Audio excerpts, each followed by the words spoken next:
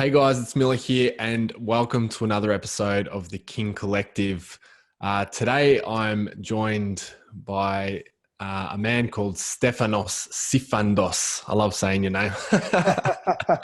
It rolls off the tongue. It's very powerful. Thank you, brother. A great leader in doing men's work, spirituality, masculinity, femininity, all the stuff that I think are really important for all men to really tap into and to understand. So welcome, brother. Thanks for being here. Yeah, brother. Thank you for having me. It's a pleasure to be here. No worries, mate. So the first thing I was wanting to ask you, well, maybe just a bit of background on, your experiences, your journey up until now. Yeah. There's so many parts and versions to our stories, isn't it? I'm asked this question often, and I ask this question often. It's always intriguing to see what people come up with. But I think I'll make it really relevant to your audience, but obviously what you've told me, because I think resonance is very important. Because when we have that resonance with each other, we tend to pay more attention to each other. We learn and grow together, and we expand at faster rates. And so, for me, a lot of my journey, man, has been one of hiding, and has been one of living in the shadows, and has been one of lying, and has been one of wearing many, many masks to protect myself, to protect the fragility of my heart, to protect the fragility of my ego as well. And so for me, I fluxed in that. I withdrew from the world. I became very passive as a child. And then later as a teenager and as an adult, became very aggressive, became very outward in the world, was fighting all the time. Was distracting myself with pornography, with alcoholism, with prostitution, with womanizing, with infidelity, with all of that, like really being out in the world. And that, a lot of that stemmed with unresolved stuff that I hadn't dealt with as a kid, I hadn't dealt with as an adult, that I experienced as a kid. Namely, a lot of violence and trauma and emotional abuse that I experienced witnessing my parents between themselves, but also against me and my brother as well. And so I'm giving you the short version of that, of course. And I moved through the world really being volatile in my own experiences and in my own expression. So I was really replicating what I experienced as a kid, that volatility. Because there were times when my father and, of course, my mother were kind and they were loving. And that was the confusing part for me, was what the fuck is going on? Because you're so violent, so extreme, so angry, yet so agitated, so frustrated, yet you have this love that you can give. And it was very, very challenging as a kid to figure out what part of me do I put forward so I minimize myself getting hurt. And so I realized I was replicating that as an adult. And so a lot of my relationships were burn billed. My businesses were burn billed. Like, I remember making a shit ton of money, 1 or 2 months, and then for a few months, nothing, crickets. And I would blame, it was the economy, it was the market, it was the industry, it was everything but me. It was everything. But even then I would say, oh, maybe I don't have the skills, but I was always externalizing it, never internalizing it. And so I was avoidant of taking responsibility and ownership because the pain was too much. Until obviously I did. And there was a tipping point there where I was in a relationship, and she discovered I was unfaithful in that relationship. And that was a massively transformative moment for me, where I decided completely and wholly to do the work. And for me, doing the work meant going all in, creating wholeness in my life, not coming from a place of pain, wounding, fracture, and unconscious fears, going deeper into myself, being prepared and willing to do the hard work, to face the pain and face the fear, to do it on my own, but to also ask for help and seek for help. That's what meant doing the work. And for me, it was at any cost. And what I meant by that was I was fully committed, whether it meant suicide, whether it meant mental asylum, whether it meant losing everything I knew. And I lost so much of what I knew and what I identified with and what was mine: friends, status, titles, money. I went into massive debt. I humbled myself countless times, asking for help, spiritual guidance, spiritual healing, shamans, psychologists, counselors, energy workers, and everything in between. And then spending a great deal of time on my own, in solitude to really become acquainted with all the parts of me, the ugly parts, the parts that were angry, the parts that were feeling rage, the parts that were feeling fucking, I wanted to tear the world up, the parts that were in deep sorrow and sadness, the parts that were mourning, the parts that were embarrassed about, parts of me, my body, my behavior, everything, man. I went deep into the shame, the guilt, the pain, all of it. And we avoid that so much in our society. And I knew that earlier because I've been a student of the mind for so long, but I hadn't integrated it and embodied it. And that was a revelatory realization for me. And I'm just giving you a very quick snap overview, like Snapchat overview here. But essentially that's a little bit of my story. And then of course, where I am today is what was born from that was this need to understand, know, and feel more of the human potential and the human condition, especially what does it mean to be a man in contemporary times, and taking ownership of that and looking at what does it mean to be a good man, but what does it mean to be good at being a man? And with that, I am where I am today. I do what I do today. I serve in the way I serve today in terms of the masculinity studies and relationships. I focus deep in relationships. I'm in an amazing, flourishing relationship with my woman, my fiance. We get married in September. I have amazing friendships. I always have had very close friendships. That's been a blessing for me on many levels. And there's been a few reasons as to why, of course. One of them was because I used friendships as a way to get out of the family home. So I spent a lot of time on the streets, spent a lot of time in other people's homes, spent a lot of time everywhere but my home. Which gave me a new symbol and meaning for home and how I relate to home today as well. But yeah, that's me in a nutshell. Through that, I think one thing you mentioned there was, you had to kind of burn your life to the ground in a sense of, or like, kind of destroy things in order to create it. And that's something that I've definitely noticed, for myself and for other men who are kind of doing this work, is they have this kind of drop moment where everything just burns. Do you think that that's like a necessary or important thing to do for every man? Or yes, it's an absolute unequivocal yes and.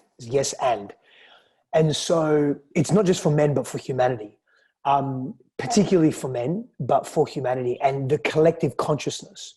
And also beyond that, I think it's simple physics, and I think it's for lack of a better term, I'm sort of just coining this now. I'm sure someone's said it before. I've never heard of it. Spiritual physics, where we have to break down in order to break through and create.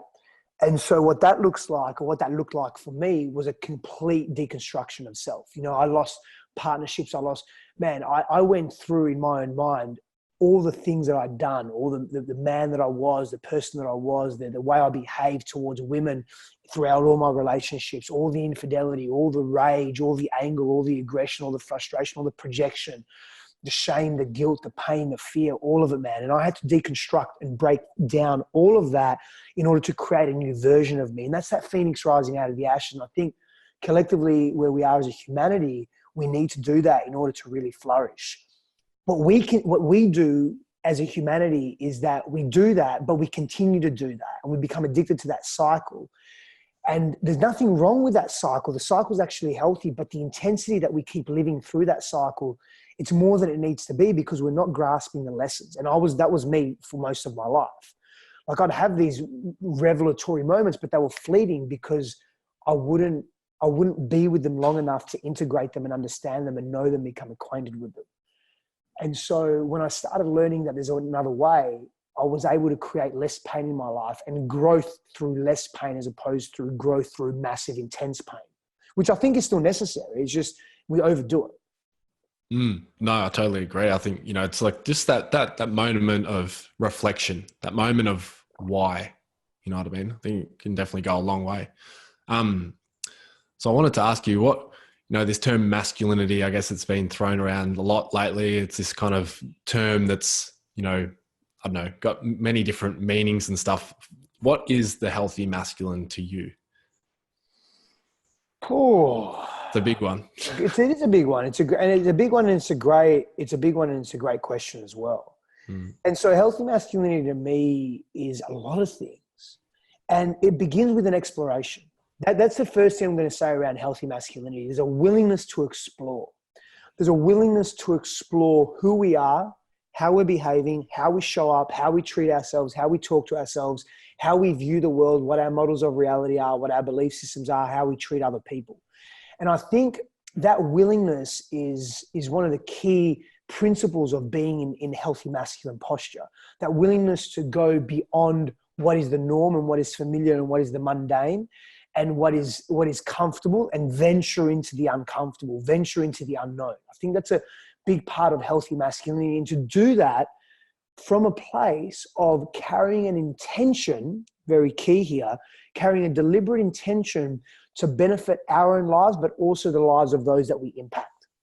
And I think that's one of the cornerstones of masculinity. And so it's being more inclusive than we are, but also not being over-inclusive, being sustainable, because that's not actually possible. It's the, we have this, as a side note, we have this notion of unity consciousness. And whilst I'm a big fan of unity consciousness and I'm a big believer of unity consciousness, we have so much fucking work to do as a humanity, as a collective, and as men before we can get to that point. Our brains can't fathom what it means to be close with 7.6 billion people. Our brains can't fathom being close, like intimately close with a few hundred people, let alone 7.6 billion. So our bodies, our brains, our minds, our history, we just can't. And so we have to begin with ourselves and our immediate brethren and our immediate families and communities. And begin to be more inclusive in that way. And that's a stepping stone. That's a launching pad. Then we can begin to have a discussion about what does it mean to be really deeply more inclusive beyond that. But for me, the conversation is mute if we can't get it, not I don't want to say right, but if we can't get it in alignment with who we are and with our immediate tribe. And so part of being a healthy masculine man, I mean, look, I have models around this. So one of them is the 5 P's of masculinity. Another one is 5 tactical virtues, which I learned the 4 tactical virtues from Jack Donovan, and I elaborated on that and added another tactical virtue. So these, for me, these are the foundations of healthy masculinity. And essentially it comes down to what does it mean to be a good man and what does it mean to be good at being a man. And it really begins with what does it mean to be good at being a man? Like, can we just get the basics of manhood right first? And that's where the tactical virtues come in. Great. What are the virtues? I can't tell you. I don't know them. I can't remember. Oh.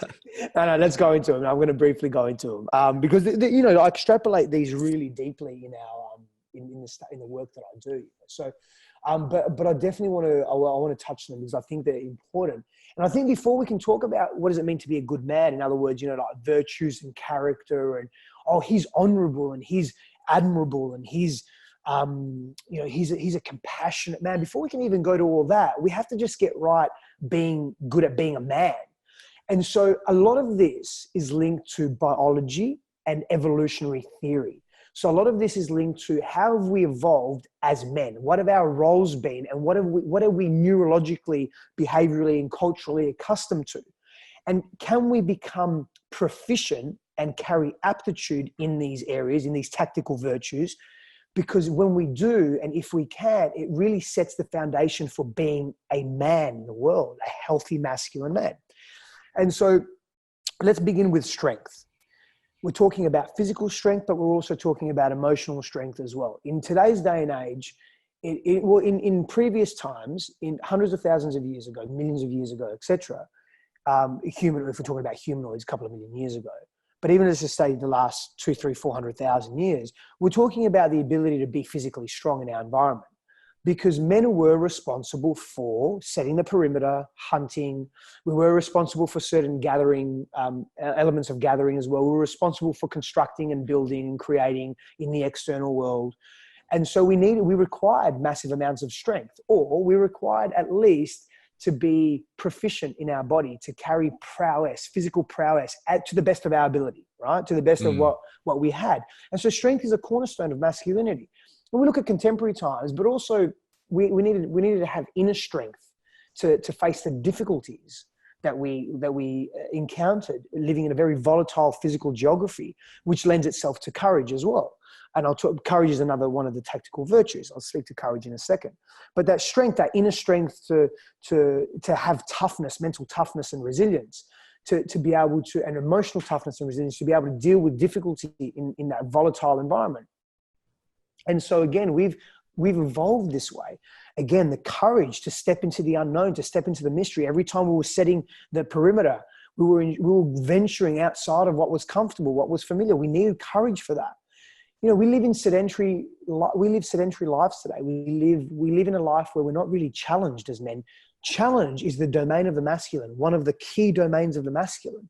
We are not really challenged in the world today. We live in a relatively easy place where it's peaceful times for majority of humanity. I'm not naive or blind to some of the atrocities that are occurring globally, and the poverty and the famine and the billions of people that are distressed and displaced and don't have food and are dying of disease. However, relatively speaking, we live in the most peaceful times that we ever have. Now, I'm not saying go and punch someone in the face in the middle of the street, or if you're walking in a shopping center, just to create challenge and create friction in your life. What I'm saying is, well, I'm not saying go create a war or be part of a war. What I'm saying is, where can you challenge yourself? And where can you exhibit courage? What are you not facing within yourself that really needs to be faced, as an example? And doing something that we are fearful of every day, whether it's going up to someone and talking to them and saying, hey, I just want to introduce myself, or applying for that job that you're too scared to apply for because you're scared of rejection, or starting that business that you just need to start because you know it's in alignment with your purpose and who you are as a man, et cetera, et cetera.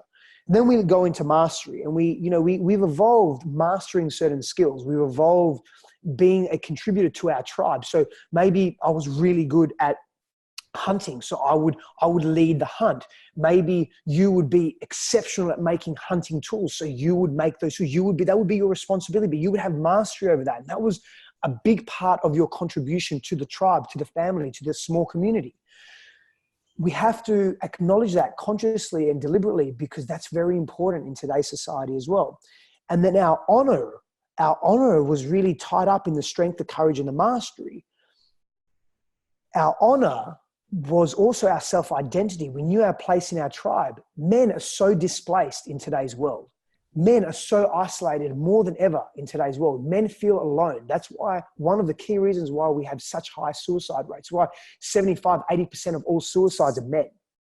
We feel so alone, and there's reasons for that as well. There's reasons why we feel distressed and alone, and why we feel repressed and we don't feel we have anyone to connect with or communicate with. We're losing that brethren and that brotherhood. And for me, I've added that connectiveness as the fifth tactical virtue, because we've grown up in a brethren. We identified our sense of self-worth, and our value was really identified with our brothers. We spend so much time with the men in our lives. And so I'm briefly just introducing the five tactical virtues that really I feel lay a foundation for masculinity in contemporary times. And I'm not the only one to agree with that, of course. No, I think they're great. I think I completely agree. And I think it is simple to, I guess, hear these things, but I guess it can be very hard in obviously application, which is the challenge sometimes. But I wanted to ask you, like in today's age, there's been this big call out for the healthy masculine. And one thing I know for myself, and, you briefly touched on it before, is this integration of all the bad shit, or all the darkness and all the shadow work of who we are as people. And in a time that's calling for the healthy masculine, it's kind of like this counterintuitive thing of, well, you actually need to integrate all the bad stuff. And that can be a challenge in itself, because how do we do that? So I wanted to ask you, I guess, what would be some ways that you could, or that you have been beneficial for you in integrating the darkness, or having a safe space to do that? Yeah. So there's a number of ways. I have a 6-step cyclical process that I use to deal with difficulty and pain and challenge, and we call it suffering, for lack of a better term. Although suffering is very optional in life. And we sometimes choose to suffer because that's our path and that's how we learn and grow. And I'll touch on the 6-step cyclical process, but I want to come back to these tactical virtues for a moment, and one of them particularly, and there's that connectedness. And so one of the ways that we move through our pain is to not do it alone. Now, I'm a big fan of being self-reliant. And in my more advanced principles of masculinity, self-reliance plays a massive role in how we view ourselves, the world, and how we deal with difficulty and suffering and pain and all of that. How we move through our fears, come face to face with our wounding, deal with our shadow self. However, self-reliance plays a role, as does being surrounded by tribe. Here's something interesting. Biologically speaking, when we're speaking to rites of passage and transitioning from the old into the new, from the what no longer serves us into something that does serve us, females have a more distinct rite of passage. And that comes in the form of their monthly cycle, their moon cycle. And so it becomes very evident that they're making a transition from being a girl to being a woman. And because that's telling them that now she's able to reproduce, that she's coming into a deeper sense of her own womanhood, and so forth. Men don't have that distinction. I mean, yeah, we have pubic hair, our bodies grow, and our penises grow, and so forth. But that happens for women as well. They grow too; they get longer arms, and they get pubic hair. So we share that similarity, but we don't have that sharp distinction. And so for men, it's very important that we have a rite of passage that's more embedded in culture, that tells us and shows us through elders and through men that have been there before, hey, you're going from being a boy to being a man. And this is what it looks like. And it's culturally relative, sure, but we still, and so it's distinct between different cultures and belief systems and collective ideologies and so forth. But there still is an element of sameness. And when you look at cross-cultural mythology, you're able to see this, that there are distinct propositions and characteristics that outline rites of passage, but men need this. Now, in modern day rites of passage, we have rites of passage, but they're more fluid, which means they're a bit more feminine. They're not as distinct and sharp, and they're not really speaking to the core of masculinity. We go back to the tactical virtues. And so, for example, you're 21 or you're 18, you're allowed to drink. You're 17, you get your driver's license. The bank gives you $20,000 on a credit card because it deems you to be trustworthy now, to give you money that you haven't earned, or you quote unquote earned, or that you haven't demonstrated really that you can pay back, or a bank gives you, we have these rites of passages, but they're very unconscious until they become conscious. And they're more fluid. They're more just happenstance. This is what happens in life. And so we just go through that. Whereas in the older days, or in certain cultures, especially tribal cultures connected to land, and I'm not saying we have to go through all the rites of passage that certain